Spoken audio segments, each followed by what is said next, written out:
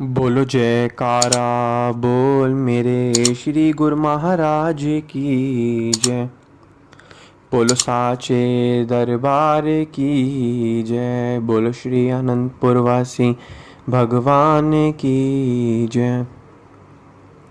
सौभाग्यशाली गुरुमुख सज्जन मंडली, इसी प्रकार अपने मन एवं चित्त की समस्त वृत्तियों को एकाग्र रखते हुए अपना ध्यान परमहंस महान विभूतियों की ओर लगाते हुए और अपनी मुख रचना को पवित्र करने हेतु एक बार ऊंची और मीठे स्वर में बोलिए जयकारा बोल मेरे श्री गुरु महाराज की जय। बोलो साचे दरबार की जय। बोलो श्री सतगुरुदेव भगवान की जय। गुरुमुखों, हम रोज सुनते हैं, रोज देखते हैं, रोज पढ़ते भी हैं कि इस संसार में जो मनुष्य है उसका आने का मेन मकसद जो है वो है भक्ति परमारथ करके अपनी इस आत्मा का कल्याण करना। 84 लाख योनियों में भगवान ने मानुष जन्म को सबसे सर्वश्रेष्ठ कहा है और उन्होंने मानुष को ही एक ऐसी शक्ति प्रदान की है जिसमें मानुष कर्म करके अपने भव सागर से पार हो सकता है। आम योनियों को ये चीज़ का नहीं पता, न उन्हें इस कर्म जैसी कोई चीज़ मिली है।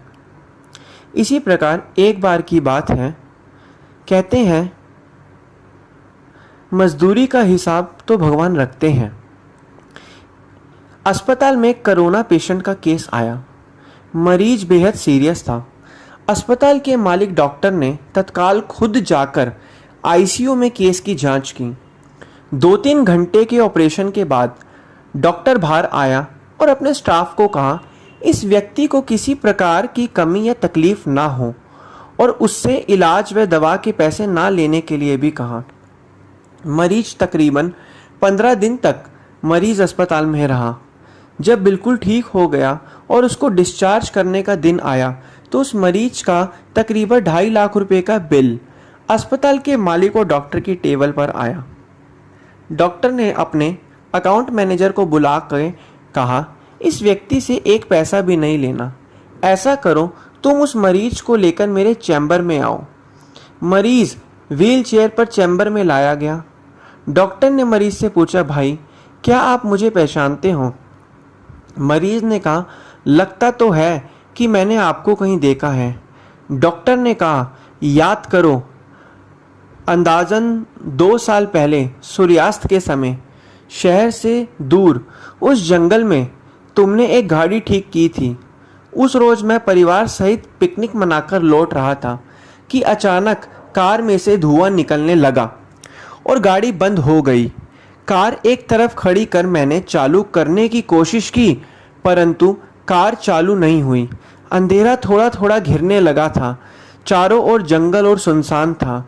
परिवार के हर सदस्य के चेहरे पर चिंता और भय की लकीरें दिखने लगी थीं और सब भगवान से प्रार्थना कर रहे थे कि कोई मदद मिल जाए। थोड़ी ही देर में चमत्कार हुआ। बाइक के ऊपर तुम आते दिखाई पड़े। हम सब ने दया की नज़र से हाथ ऊंचा करके तुमको रुकने का इशारा किया। तुमने बाइक खड़ी करके हमारी परेशानी का कारण पूछा। तुमने कार का बोनेट खोलकर चेक किया और कुछ ही क्षणों में कार चालू कर दी। हम सबके चेहरे पर खुशी की लहर दौड़ गई। हमको ऐसा लगा कि जैसे भगवान ने आपको हमारे पास भेजा है, क्योंकि उस सुनसान जंगल में रात गुजारने के ख्याल मात्र से ही हमारे रोंगटे खड़े हो रहे थे। तुमने मुझे बताया था कि तुम्हें गैरेज चलाते हुए हैं।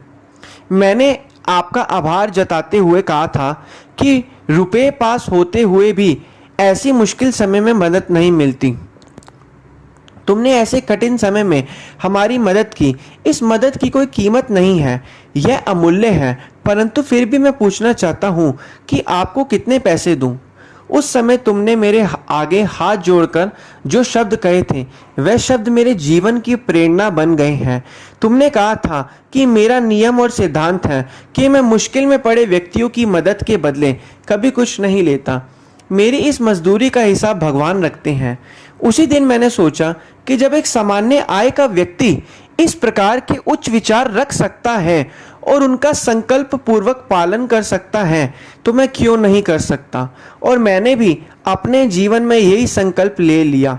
2 साल हो गए हैं, मुझे कभी कोई कमी नहीं पड़ी, अपेक्षा पहले से भी अधिक मिल रहा है। यह अस्पताल मेरा है, तुम यहाँ मेरे मेहमान हो और तुम्हारे ही बताए हुए नियमों के अनुसार मैं तुमसे कुछ भी नहीं ले सकता। यह तो भगवान की कृपा है कि उसने मुझे ऐसी प्रेरणा देने वाले व्यक्ति की सेवा करने का मौका मुझे दिया। ऊपर वाले ने तुम्हारी मजदूरी का हिसाब रखा और हिसाब आज उसने चुका दिया। मेरी मजदूरी का हिसाब भी ऊपर वाला रखेगा और कभी जब मुझे ज़रूरत होगी वो ज़रूर चुका देगा। डॉक्टर ने मरीज से कहा, तुम आराम से घर जाओ और कभी भी कोई तकलीफ हो तो बिना संकोच के मेरे पास आ सकते हो। मरीज ने जाते हुए चैम्बर में रखी भगवान कृष्ण की तस्वीर के सामने हाथ जोड़कर कहा कि हे प्रभु, आपने आज मेरे कर्म का पूरा हिसाब ब्याज समेत चुका दिया। सदैव याद रखें कि आपके द्वारा किए गए कर्म आपके पास लौट कर आते हैं और वो भी ब्याज समेत। वर्तमान में कठिन समय चल रहा है, जितना हो सकता है लोगों की मदद करें। आपका हिसाब ब्याज समेत वापस आएगा।